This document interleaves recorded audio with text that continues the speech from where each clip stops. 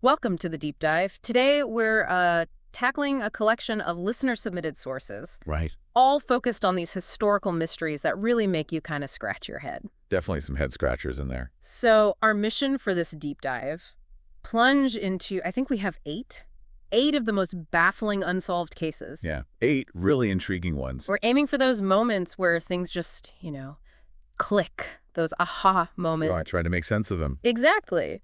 But without getting totally lost down rabbit holes of speculation, which is easy to do with these. Very easy. So we'll look at the core enigma for each. Kind of your quick route to being, well, pretty informed about some seriously strange history. Exactly. We've got a compelling set here. 8 distinct cases where, the simple explanation just doesn't seem to fit. Okay, let's just dive straight in then. Deep end first. The Roanoke colony.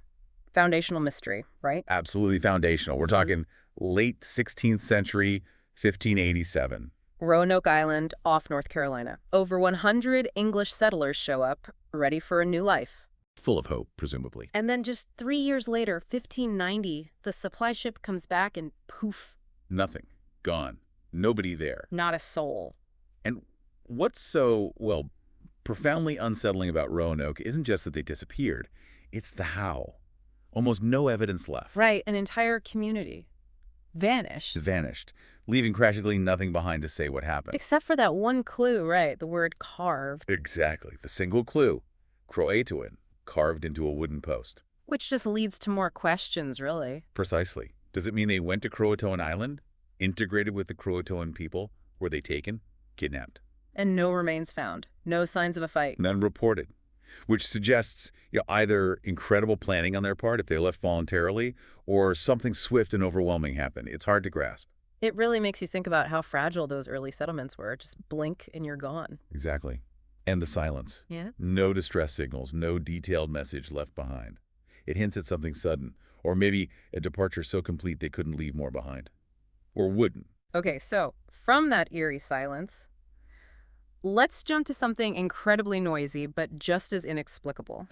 The dancing plague? Yeah, 1518, Strasbourg, France. This wasn't people disappearing, it was people doing something really bizarre. Mass dancing in the streets. Yeah. But, not like a party. No, definitely not. Sources say they couldn't stop. It was like against their will. Yes, an uncontrollable compulsion. It started with one woman, Frau Trophäa, then spread. Gripped dozens, maybe hundreds? July 1518. And it went on for weeks. Weeks, dancing relentlessly, day and night. Some sources say up to 400 people at its peak. Weeks. Just imagine the physical toll. I mean, you'd just collapse. People did. Collapse from exhaustion, injuries, broken bones. Some even died. Heart attacks, stroke. From dancing, what on earth could cause that? A curse? Some weird disease? Well, that's the debate, isn't it? Curse, disease, poisoning from ergot fungus, or maybe mass hysteria. Mass psychogenic illness is a strong contender. Yeah, think about the context.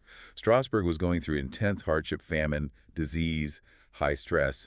Sometimes psychological distress in a group can manifest as shared physical symptoms. So their minds sort of broke together in a dancing fit. The possibility. A powerful demonstration of how collective psychology can influence physical behavior, especially under extreme stress. Wow, okay.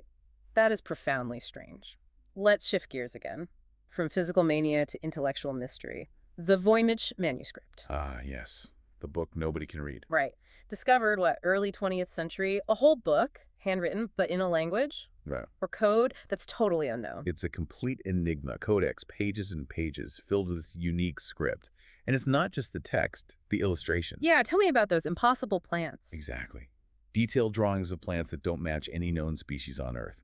Weird astronomical charts, constellations we don't recognize, strange little human figures often bathing in green liquid. It's bizarre. It sounds like something out of science fiction. And the best code breakers, Alan Turing, the NSA, nobody's cracked it. Yes. Not a word. Decades of effort, powerful computers analyzing patterns. Nothing. Which leads to the big questions. Like, is it real or just an incredibly elaborate hoax? Precisely. Is it gibberish? Beautifully made to look like something profound? Or is it actual lost knowledge, botany, alchemy, medicine hidden in a language or cipher we just haven't figured out? The fact it seems to follow some linguistic rules, but not rules we know. That's what gets me. It deepens the mystery, doesn't it? It feels like it should be readable. Like a locked door, yeah. Okay, next up, let's go to Brazil, 1966, the lead masks case. This one is deeply unsettling. Two men found dead on Vintam Hill near Rio de Janeiro. And the immediate weird thing The is... masks, right. Yes. Both men were wearing crude homemade lead masks over their eyes, the kind you might associate with radiation protection. Radiation. But why? And there were no signs of injury, no struggle. Nope. Bodies seemingly undisturbed, found lying side by side. And wasn't there a note? Yes, a small notebook with cryptic instructions. Something like 16.30 be at agreed place. 18.30 ingest capsules. After effect, protect metals, await mask signal. Ingest capsules, protect metals, mask signal. What does any of that mean? That's the million-dollar question. It implies they deliberately took something, expected some effect, and felt they needed protection, the lead masks. Protection from what? We have no idea. And the capsules were never identified. No. The cause of death wasn't definitively established either, though poisoning via the capsules is often suspected. But it's all speculation. The motive, the perceived danger, the signal, totally unknown. It's like finding the last 2 minutes of a movie and having zero context. So bizarre. A puzzle with all the key pieces just missing. Okay, shifting scale dramatically now. From 2 men on a hill to a massive explosion. Tunguska. Siberia, 1908. June 30th. A huge, huge event. An explosion estimated to be, what, hundreds of times more powerful than the Hiroshima bomb? Estimates vary, but yes, immensely powerful. It flattened over 800 square miles of remote Siberian forest, knocked trees down like matchsticks. 800 square miles. The blast was felt, heard, seen hundreds of miles away. Seismic stations recorded it globally. Eyewitnesses reported intense heat, a fiery object crossing the sky. But the really weird part... No crater. Right, for an explosion that big, you expect a giant hole in the ground. But there wasn't one. Which points towards the leading theory, an airburst. A meteoroid or maybe a comet fragment exploding several miles up in the atmosphere. Okay, that makes sense for the lack of a crater, but didn't they ever find pieces of it? That's the lingering question. Despite numerous expeditions, no definitive fragments of the incoming object have ever been recovered and universally accepted. Microscopic spherules, maybe, but nothing conclusive. So it's still technical unconfirmed what caused the largest impact event in recorded history. While the airburst theory is widely accepted, the lack of the smoking gun, the actual fragments, leaves a small window of uncertainty. It highlights how even huge events can leave mysteries. Makes you look up at the sky a bit differently, doesn't it? Okay, let's zoom back down to Earth, to something much more localized, but persistent. The Taos hum. Oh, yes. Taos, New Mexico. Since the early 1990s, maybe even earlier. People hearing a sound, a hum. A persistent, low-frequency humming or buzzing sound, really bothersome for those who hear it, described as being like a distant diesel engine idling. But the key thing is, not everyone hears it. Exactly. That's what makes it so tricky. Only a small percentage of the population in the area, maybe 2%, consistently report hearing it. Others in the exact same location hear nothing.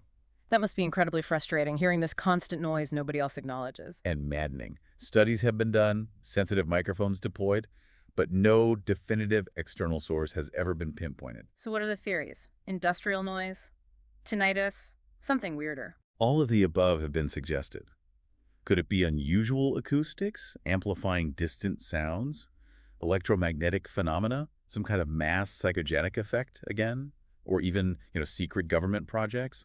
It's hard to investigate something so subjective. It really underscores the challenge of studying things that aren't easily measured or universally perceived. Definitely. It exists primarily in the experience of the hearers. Okay, from an elusive sound to something that sounds like pure fairy tale, but it's in historical records. The Green Children of Woolpit. Right. This one takes us way back. 12th century England. Woolpit in Suffolk. And the story goes, 2 kids just showed up. Out of nowhere. Pretty much. Huh. Found by villagers near one of the wolf pits the town is named after. A boy and a girl. And the strangest thing... Their skin was green. Apparently, yes. A distinct green hue. Plus, they wore unfamiliar clothes and spoke a language nobody understood. Green skin, unknown language. Where did they supposedly come from? According to the account, once the girl eventually learned some English, she claimed they came from a place called St. Martin's Land. St. Martin's Land. A place where, she said, the sun never shone and everything was in perpetual twilight. An underground world, basically. An underground world. Seriously, it sounds completely fantastical. What happened to them? The story says the boy became sick and died not long after they arrived. The girl, though, adjusted. Her green skin faded, she learned English, and apparently later married a local man. So what do historians make of it? Aliens? Fairies? Or something more mundane? Well, theories range wildly. Some suggest they were lost Flemish immigrant children, maybe suffering from chlorosis, a type of anemia caused by malnutrition that can give skin a greenish tint. Their unknown language could have just been Flemish. Okay, that sounds plausible, I guess. Less exciting than an underground world, though. Absolutely. Others lean into the folklore aspect, connecting it to Celtic myths or fairy lore, or even, yes, extraterrestrial theories pop up. But without solid proof, it remains this captivating blend of historical account and folkloric puzzle. It definitely fires up the imagination. Okay, our last mystery. This one feels like a spy novel. The Somerton Man. Adelaide, Australia. December 1st, 1948. A man found dead, propped up against the seawall on Somerton Beach. And nobody knew who he was. Completely unidentified, well-dressed, athletic build, but no wallet, no ID, labels cut out of his clothing. Labels cut out, that's immediately suspicious. And the cause of death. Also a mystery. Autopsy suggested possible poisoning, maybe by something undetectable back then, but it wasn't conclusive. No signs of violence. Okay, unidentified, unknown cause of death. But there was a clue, wasn't there? A really weird one. The crucial clue. Found months later, hidden in a fob pocket sewn inside the man's trousers. A tiny rolled-up piece of paper printed with just two words, Tamam Shud. Tamam Shud, which means... It's Persian. It means it is ended or it is finished. It is finished. Wow, that's cryptic. Where did it come from? It was traced back, torn from the final page of a very specific, rare edition of the Rubaiyat of Omar Khayyam. Police eventually found the exact copy of the book it was torn from. And did the book reveal anything? More mysteries. In the back of that book, faint indentations revealed what looked like a coded message, never deciphered, and an unlisted phone number belonging to a nurse who lived nearby. She denied knowing the man, though seemed evasive. A code. A nurse. This gets deeper and deeper. Espionage. Cold War stuff. That's been the dominant speculation for decades. The timing, the secrecy, the code, the possible untraceable poison. It all points towards something clandestine. But connecting the dots. Yeah. Impossible so far. His identity, why he was there, what Tamam Shud meant for him. It's all unknown. It's the perfect storm of unanswered questions. Such a final message, yet it explains absolutely nothing. It really is one of the most enduring modern mysteries. So just thinking back over these 8, Roanoke, the Dancing Plague, Voynich, Lead Masks, Tunguska, Tosham, Green Children, Somerton Man, it's quite a collection. It really is. Mind-blowing, some of them. And it loops back to what we wanted from this deep dive, right? Exploring these genuinely baffling cases, getting those little aha moments, even if the big picture remains fuzzy. Exactly. Appreciating the sheer strangeness out there, the gaps in our understanding. Each one shows the limits of what we know, or what we can know. Yeah, it definitely makes you think about how much history might just always be out of reach. These compelling, frustrating mysteries. And I think they speak to that fundamental human curiosity, don't they? That drive that we have to figure things out, even when the puzzle pieces just won't fit. They remind us there's still room for wonder, for the unexplained. Absolutely. And maybe a final thought for everyone listening. Which of these really sticks with you? Which mystery feels the most resonant? And it makes you wonder, what else is out there? What unexplained things might be happening now, just sort of operating in the background, waiting to become the next baffling case? It's a weird world. Endlessly intriguing.